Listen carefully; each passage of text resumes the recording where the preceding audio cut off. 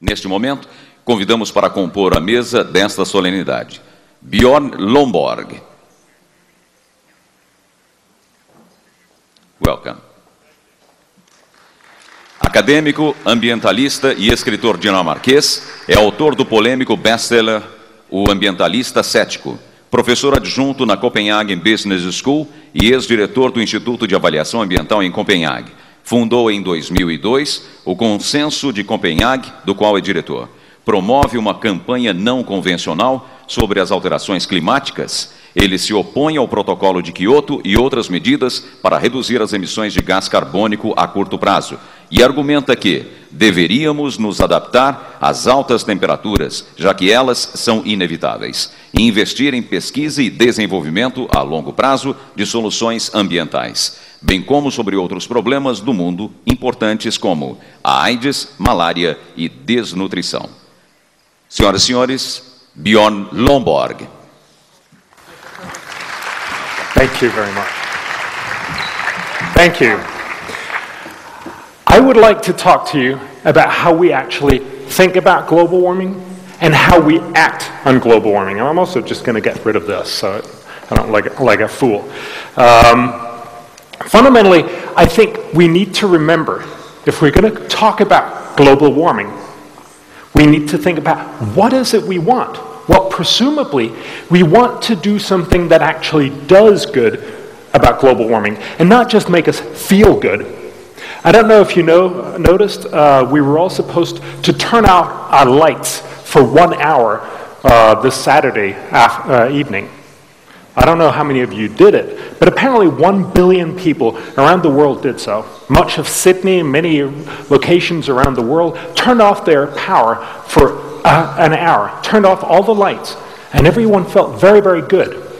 The problem is that the total effect of all this, 1 billion people working towards a common goal, was to cut 10 tons of CO2, or what one American puts out in 6 months.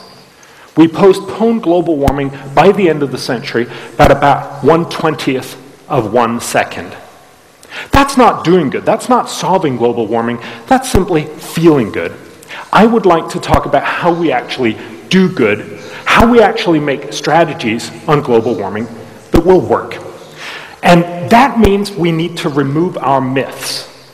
We have a lot of miscomprehensions about what will happen with global warming, but they're often not right. They're often very panicky. They make us feel, oh my God, the world is coming to an end. But if it's not true, it's unlikely we're going to make good judgments if we feel that we have a gun to our heads, when in reality, we don't, and I'll get to that. And then, lastly, we need to remember, if we're going to spend money, we need to spend it well, because we can only spend it once. If we spend money poorly on tackling global warming, that's money we can't spend well on global warming and other strategies or other problems. So let's remember, if we over-worry about some problems and if we panic and do bad decisions some places, we end up under-worrying and doing poor choices on other issues as well. So we need to get the conversation on global warming right. And that's what I'd like to talk to you about. Now, of course, if we're going to talk about global warming, no version is complete without a picture of Al Gore. So here it is. Al Gore and I gave a talk on a presentation to the US Congress a couple of years ago, where we were trying to put forth very different views on how we should deal with global warming. Now, the point that I'm going to try to make to you is that global warming is a huge and unwieldy subject. Now, Pat Michaels and many others are going to talk more about the science to you afterwards. I'm a political scientist. I worry much more about the effectiveness of what we actually do, of the solutions that we focus on. So I'm going to talk mainly about how do we think about global warming, how do we deal with global warming, and how do we spend our money well. So what I would like you to go home with is really just 4 simple points. It's not very complicated. Yes, global warming is incredibly complicated in some ways, but I think we can boil it down to 4 fairly simple points. And if you take those 4 points home with you, I've done my job. The first point is global warming is real, it is man-made, it is important, and it is something we need to tackle. So this is not a discussion of, oh, is it all made up kind of stuff. And we'll have more of that conversation later. But fundamentally, I think we actually need to remember to say thank you to Al Gore for having put global warming on the agenda. I'll get back to why we should also be a little cautious about how we think of Al Gore. But fundamentally, yes, global warming is real. I would argue that our best information comes from the UN climate panel, the so-called IPCC. This does not mean that the IPCC is perfect, as I think Pat is also going to be focusing on later on, but it's still our best source of information. And it tells us that we will see, because we're going to burn fossil fuels, we'll put more CO2 into the atmosphere, we will see temperatures rise.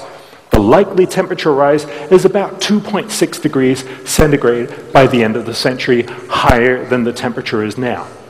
Now, that doesn't sound like very much, but because it's a global average, it's actually a significant increase. And so we got to ask ourselves, how bad is this? Well, if you ask economic models, they look at all the impacts of global warming across the next century and try to summarize it all. Their estimate is, and of course there are many different estimates, but they are in the order of magnitude of about 15 trillion, or about $15,000 billion. That's the total cost of global warming. It gives you a sense of proportion. $15 trillion is a lot of money. It certainly ought to make us sit up straight in our chairs and think, all right, how are we going to fix this problem? But it's also important to put it in context. $15 trillion against what? Well, if you look at the net worth of the 21st century, that's about $3,000 trillion. So we're talking about half a percentage point of the 21st century. That's an important problem, but it's by no means the end of the world. It gives you a sense of proportion. Global warming is real, it's man-made, it is important. On the other hand, it's not the most important problem that will ever face us. It's half a percentage of the 21st century. Let's by all means get it right, but let's also not panic. And that means we need to start thinking about what should be our smart strategy. So first point is really just global warming is real, it's man-made, it's important, it's not the end of the world. Second point, and I wish all 4 points were as quick because then I'd be done real fast, but I'm going to take a little more time on the second point. We're often told vastly exaggerated and one-sided stories. You may have heard about the problems of some of the predictions of the UN climate panel, but actually I think those are rather smaller issues. They are there, yes, but much more importantly is the general tenor of the conversation that's often framed in almost panicky and Armageddon-like terms. That's unhelpful, both because it's wrong, but also because it leads us down the wrong policy path. It makes us choose the wrong policies. Let me show you what I mean. Al Gore and many others tell us that global warming is going to be terrible. This is what he has said in the movie, but of course many, many others tell you this almost daily in the news, in the media, in TV, and print. He tells us global warming is a planetary emergency. He tells us we have just 10 years to avert a major catastrophe that could send our entire planet into a tailspin of epic destruction involving extreme weather, floods, droughts, epidemics, and killer heat waves beyond anything we've ever experienced. That doesn't sound nice. That actually sounds like something we want to avoid, right? But what we have to ask ourselves is this correct? Is this a good way to inform the conversation? And I would like to show you why very often it's not. Actually, that on many of these very particular accounts, we're being fed a very one-sided, negative, and unhelpful way to look at global warming. Let me show you just 4 points. Let's try to look at heat deaths. Al Gore says we're going to see more heat deaths. Well, from killer heat waves. Well, let's take a look at heat deaths. Let's take a look at sea level rise. He talks about more flooding. He talks about hurricanes, more extreme weather.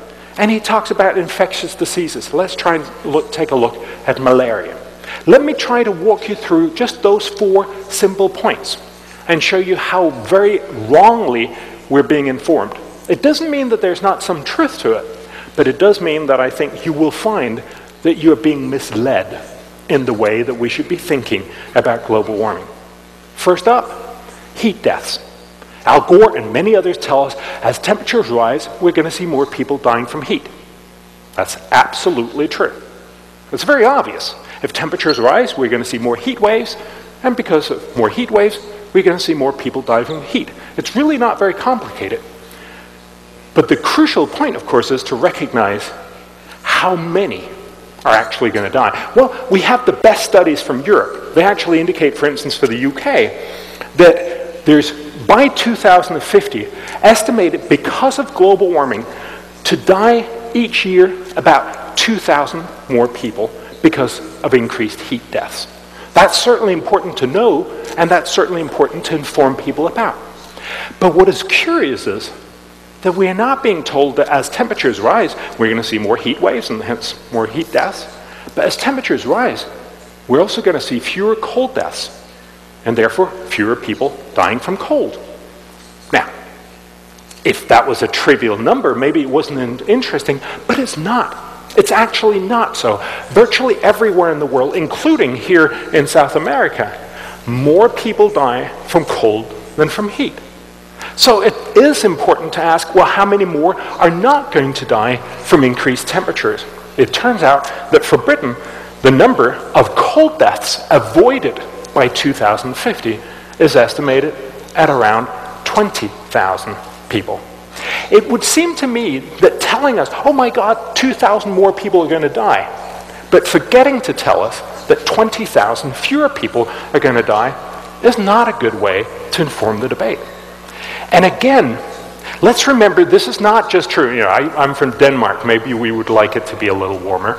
But fundamentally, this is true for the entire globe, or almost everywhere. And not everywhere. Sub-Saharan Africa actually will see more heat deaths. But if you look at the only global estimate that we have, it shows that about 400,000 more people are going to die by mid-century because of global warming, but about 1.8 million fewer are going to die from cold deaths. We need that information. So fundamentally, we're being told only part of a story, and a very misleading part, by telling us more people are going to die from heat waves, true, but many fewer are going to die from cold waves, which is also true, and important to know. But the second part I would also like you to bear in mind is, how are we being told that we should then deal with this problem? By cutting carbon emissions. That's the standard solution anywhere from Lula and everywhere else around the world, telling us the solution to all the problems is cut carbon emissions. But is it really? Is that the best way to help people who are going to die from more heat waves? Well, no. We know that there are much better solutions. Take a look, for instance, for the US. Virtually no one dies in the US because of global warming. Why? Because of air conditioning. If you care about people dying from heat waves, you should give them air conditioning. You shouldn't start cutting carbon emissions. It's really very simple. If you want to avoid people dying, give them air conditioning. Now, of course, a lot of people are going to feel uncomfortable about that because that means more emissions of CO2, and that's true.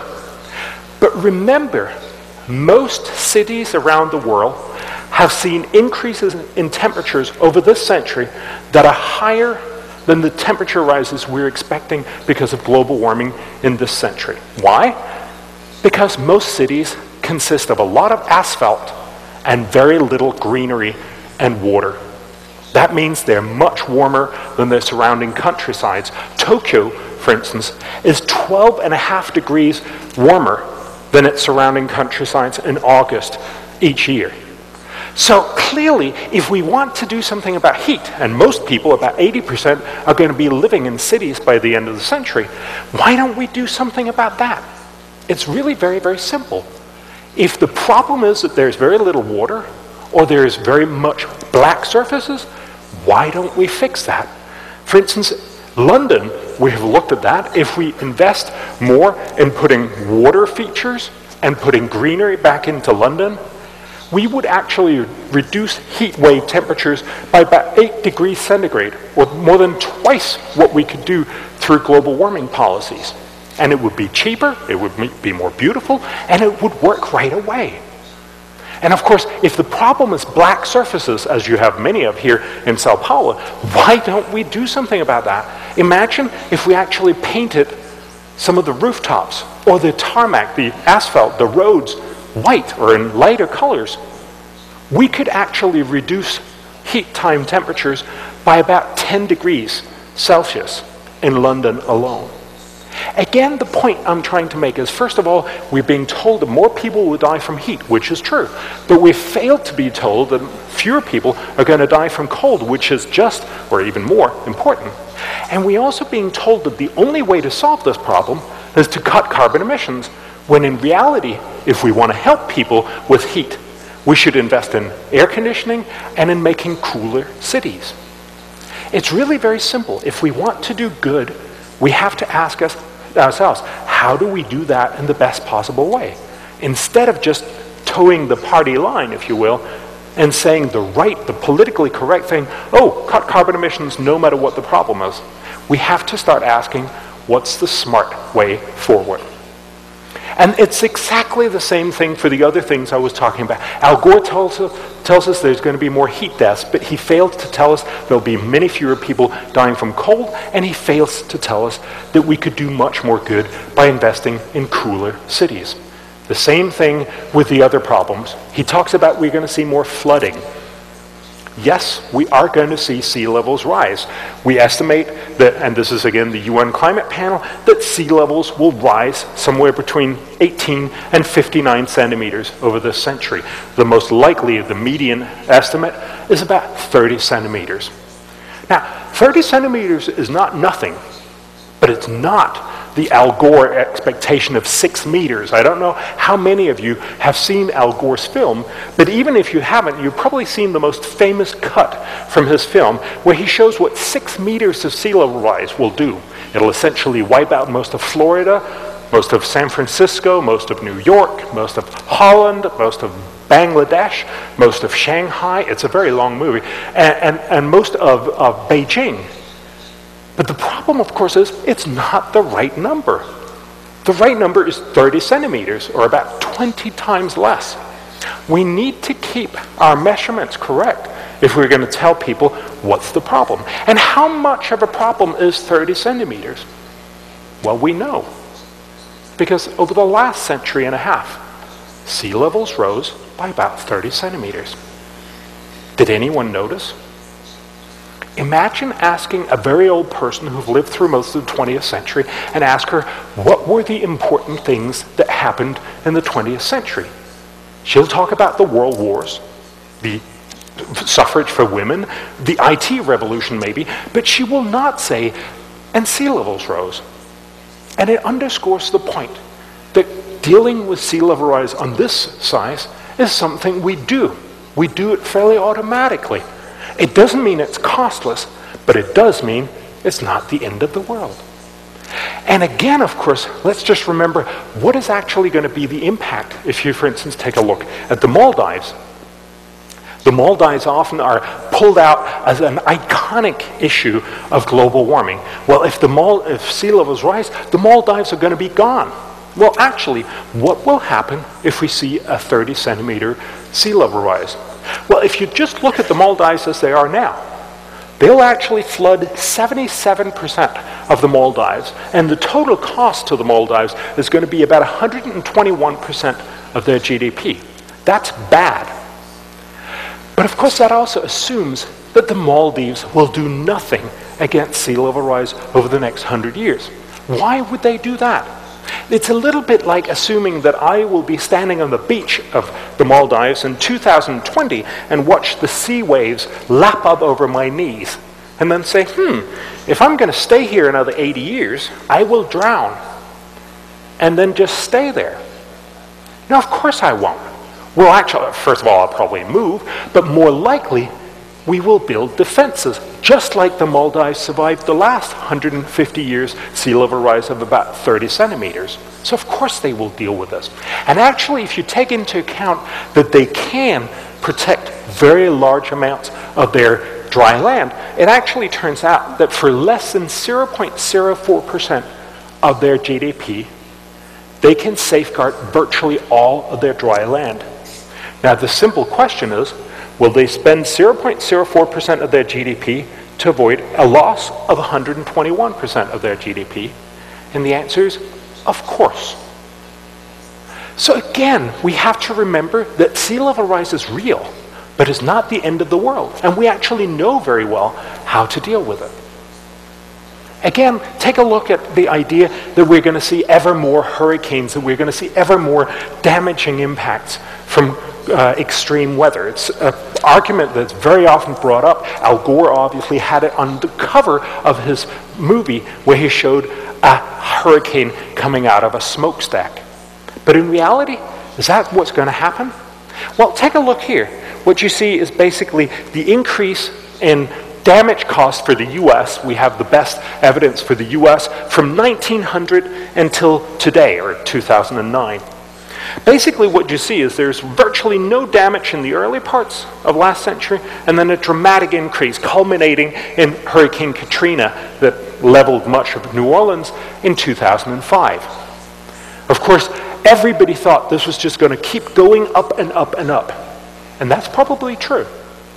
But it has very little to do with global warming. It has everything to do with the fact that more people live close to where hurricanes hit, and they have much more stuff to be damaged. So fundamentally what we're seeing here is a social implicator, not a global warming indicator. It's very simple if you think about it. The US population over the last century quadrupled, but the Florida coastal population in the same period increased 50-fold. So it's not surprising that when hurricanes hit, they're going to cause a lot more damage. Let me show you a picture here. This is Miami Beach in 1926. Is it fairly clear that if a hurricane hits here, there'll be some damage, but not very much? Is it also fairly clear that if it hits today, there will probably be somewhat more damage because of hurricanes, because of the social factors involved, not because of hurricane increases. So what we're actually seeing is mostly because of social factors. So some researchers actually said, well, let's take a look at this graph, but ask ourselves, what would the damage have looked like if all the hurricanes of the last 110 years had hit the US as it looks today? That is, if all the people with all their stuff was there when all these hurricanes had hit. And notice a very, very different picture emerges. That is what it would have looked like instead. Notice it's no longer such that the biggest hurricane is Hurricane Katrina in 2005. Actually, the biggest hurricane is the 1926 hurricane that ripped right through downtown Miami.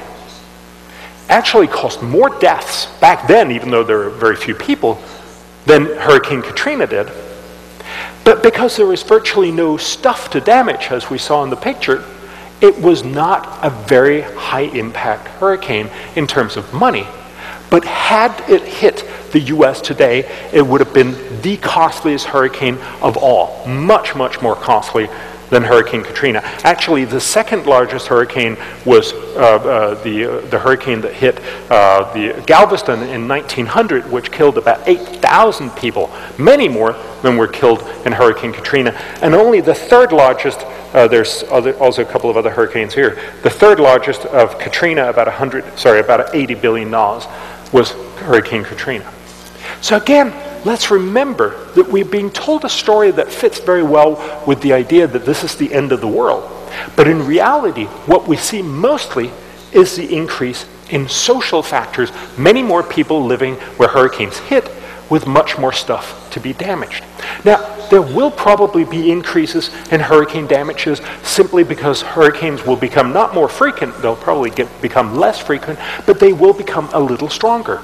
So yes, global warming will probably increase the damage cost, but very little compared to social factors. Let me just show you, this is the estimate of what we're expecting by mid-century. Because of social factors, because of climate change, damage costs will go up about 10% by mid-century. But because of social factors, that more people will live closer to harm's way with more stuff, we expect that to go up by almost 500%. Again, why is it we're so focused on cutting this little one and so little focused on cutting the huge increase of about 500%? Why is it that we consistently focus on the wrong solution? Lula and everyone else wants you to believe that we should be focusing on this. Well, actually, if everyone, for instance, did the Kyoto Protocol and did so all the way through the century, which is 20 times more than what the world has managed to do so far, we would be able to cut about half a percentage point of this, half of 1 percentage point of this 10% damage cost. Not very much.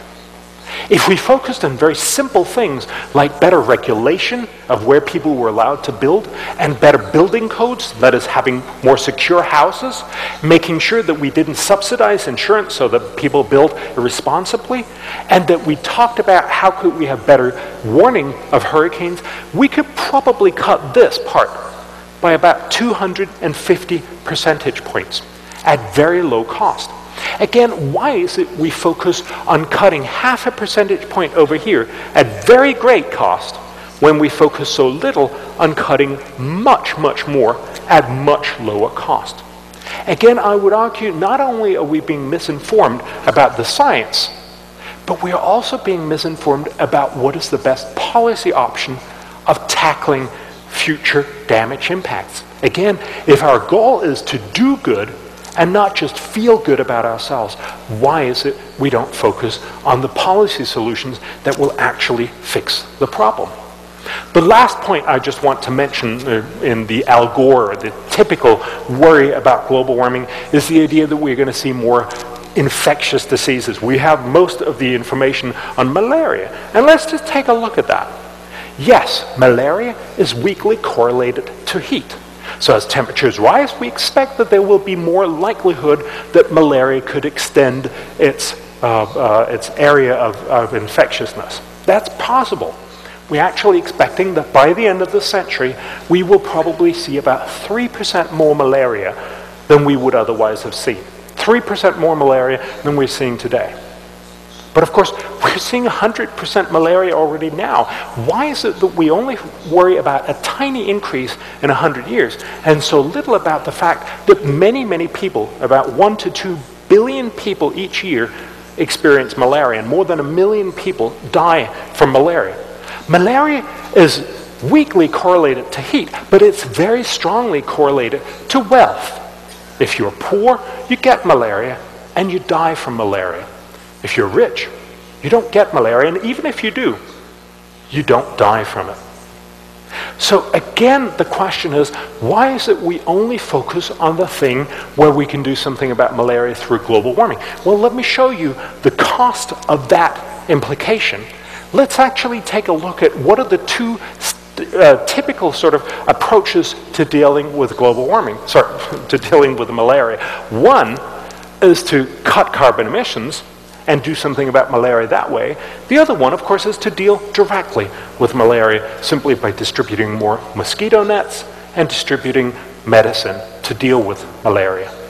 If everyone did the Kyoto Protocol, again, 20 times more than what the world has managed to do, and we did this all the way through the 21st century, the net impact, if we run the models, would be to save about 1,400 people from dying from malaria each year.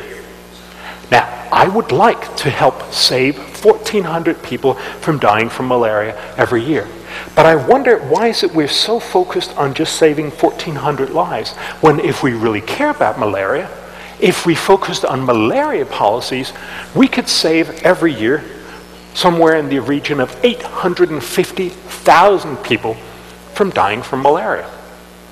We could save so many more people. And oh, by the way, the cost would be much, much cheaper. The average cost estimate of the Kyoto Protocol is about $180 billion a year, whereas the malaria-specific policies are estimated to cost around $3 billion a year.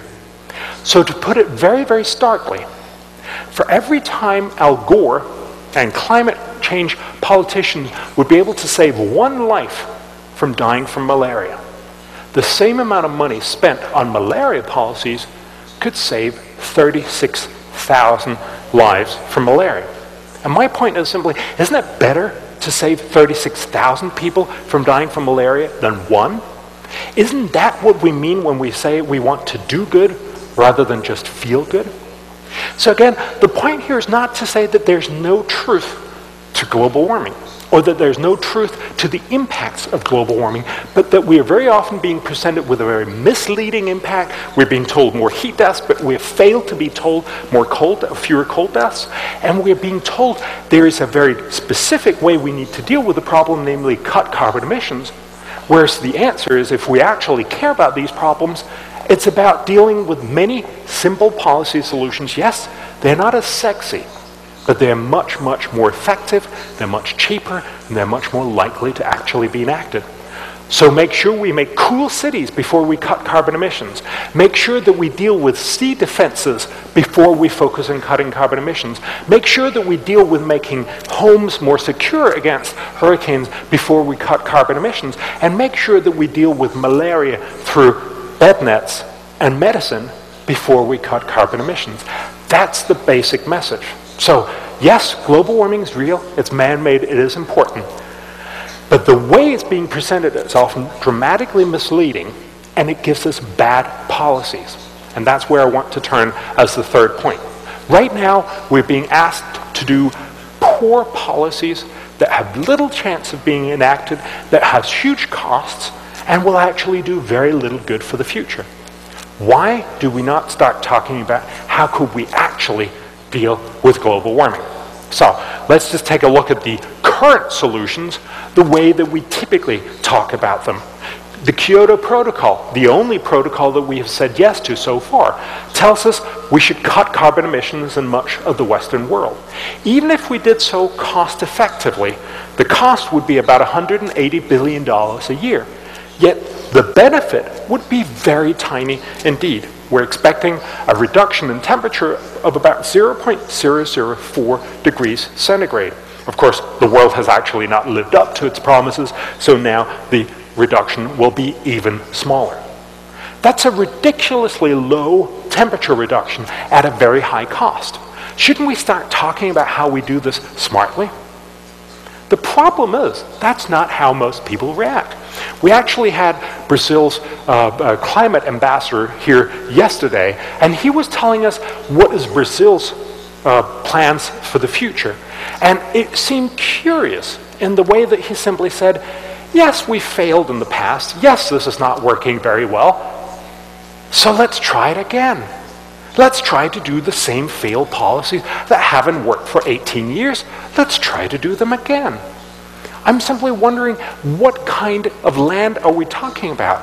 A place where we do not listen to past experiences, where we do not listen to what the economic models tell us are the actually best investing points, but simply keep on with failed policies. Kyoto failed, yes, but before Kyoto, Rio failed. I don't know if you remember, but in Rio in 1992, most of the industrialized countries promised to cut their carbon emissions, yet the OECD did no such thing. We overshot our emissions by 12%.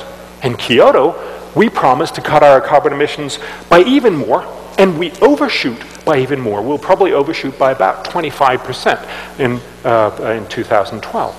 And yet, everyone got together in Copenhagen last year and said, ooh, Rio didn't work, Kyoto didn't work, let's try again. Of course, not very surprisingly, it failed in Copenhagen, but now everybody says, oh, okay, it failed in Copenhagen, let's go to Cancun and make it happen. Or if not Cancun, then let's go to South Africa. And I understand that it's nice places to go, but I don't understand why we keep looking at the wrong end of the policy spectrum. And notice, it's not just Kyoto that's wrong. We actually also know the EU, being big on promises, have actually decided that they're going to cut carbon emissions by 20% by 2020. And we're actually going to do it in the least effective way too, because we're going to increase our energy share of renewables by about 20%. Yet if everyone in the world did this as the EU proposes, the cost would be about $7,000 billion in total. And the net benefit to the world would be to cut temperatures by the end of the century by about 1/50th of 1 degree centigrade. That's ridiculous. It's bizarre that we have all these conversations about spending huge amounts of money and doing virtually no good. The economists try to recapture this in a very sensible way. They say, for every dollar you spend, how much climate damage do you actually avoid? And the answer turns out to be that for every dollar spent on the EU proposal, we would avoid about 4 cents of climate damage. That's a poor way to spend a dollar. Imagine every time you spend a dollar, you do 4 cents worth of good. Why don't we try to do it better? But of course, in Copenhagen, everyone signed up, including Brazil, to a target that sounds really, really nice. Namely, we're going to limit temperature rise to 2 degrees centigrade. But actually, if you look at the estimates, and we have run these estimates, all the macroeconomic models show that this would be fantastically expensive, if at all possible. If everyone did it right, this means that all politicians did all the right things across the century, across all nations, in a perfectly rational sense, which is possibly a slight over-expectation from politicians. If everybody did this, the cost by the end of the century to live up to this target would be in the order of $40,000 billion a year. A cost of $40 trillion, or about 13% of GDP every year. Of course this is not going to happen. And this is not just one model. These are all the macroeconomic models that we have in the world, all the Stanford Energy Modeling Forum models. And every time we spend a dollar, the models show that we would only avoid 2 cents of climate damage. I would simply like to engage you in thinking about why is it we continuously believe that we're going to follow bad policies when we haven't done it in the past, and that analyses show that they are very, very poor ways of spending money. I would like to engage you in thinking, are we ever going to make that happen? And the answer, of course, is no. Why? Because cutting CO2 is actually costly. If you take a look, this is just an empirical study of the last 25 years. If you look at how much you've grown over the last 25 years, these are all the countries in the world. So some countries have actually grown poorer, but most countries have grown richer. This is an average of the annual growth rate. Somewhere between 0 and 5% is the most likely for most countries. And this is how much their CO2 has grown. What you see here is there's a very simple correlation. If you get richer, you produce more CO2. Or to put it differently, if you try to reduce CO2, chances are you will grow less, which of course is also what the models show us.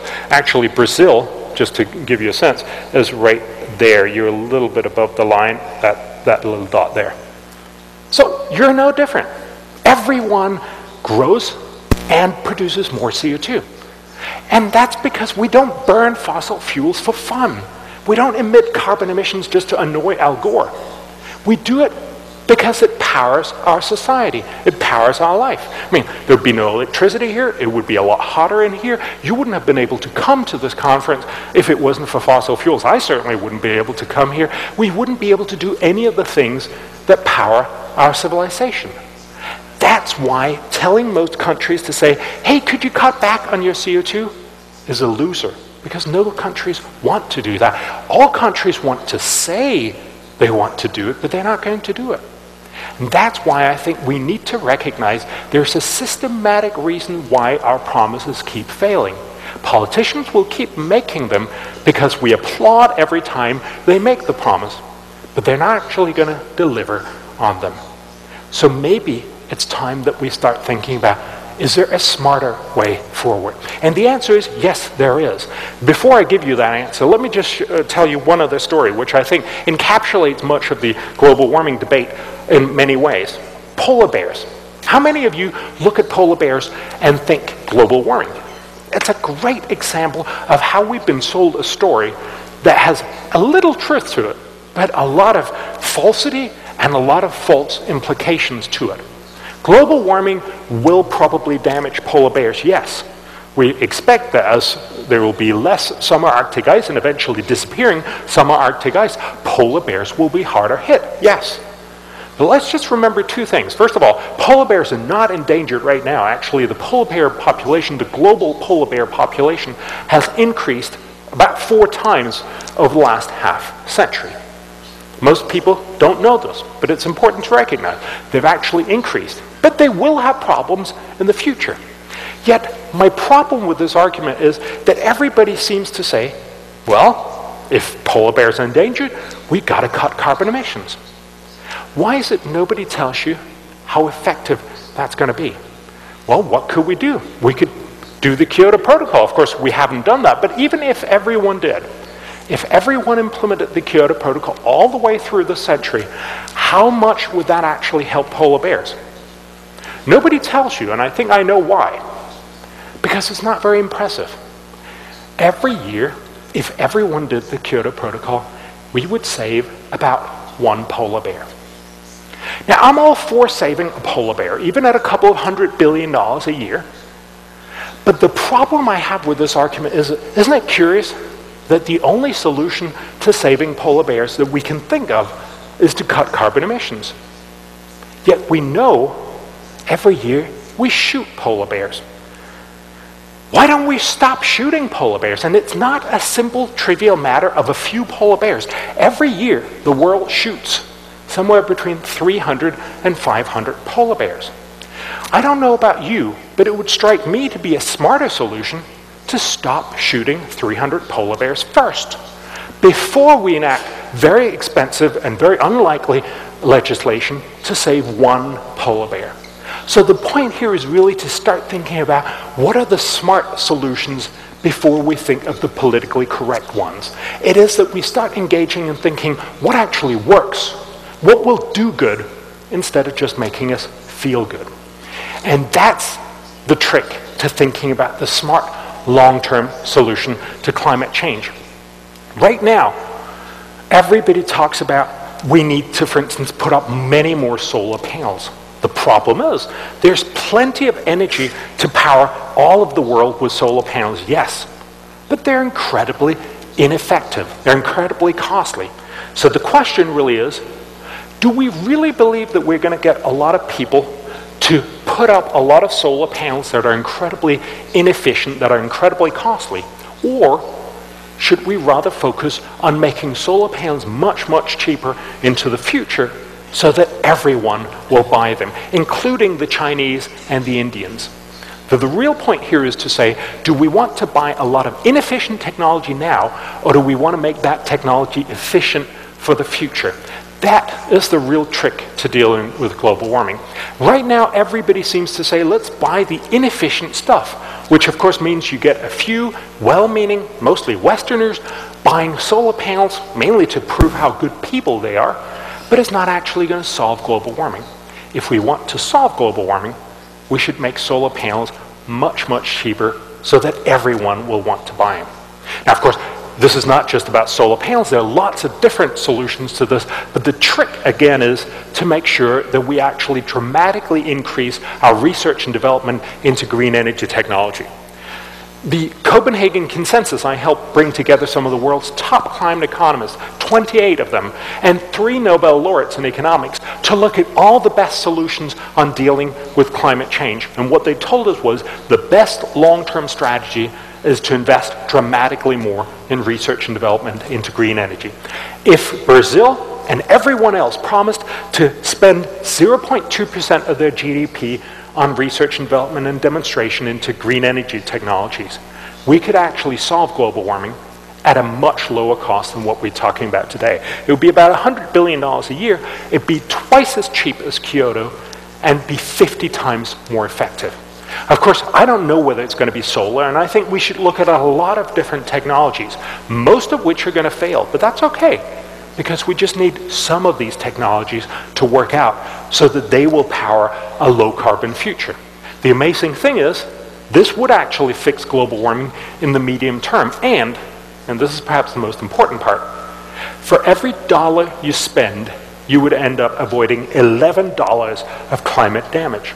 We would do 500 times more good than the standard solution of cut back carbon emissions to reach the 2 degrees centigrade limit, which would pay back 2 cents for every dollar spent.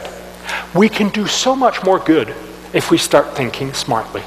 So fundamentally, my message here to you today is, let's start doing something that actually works, something that's cheaper, and something that will actually have a long-term impact on global warming. And then let's remember all the very simple solutions to the problems that everybody says they worry about.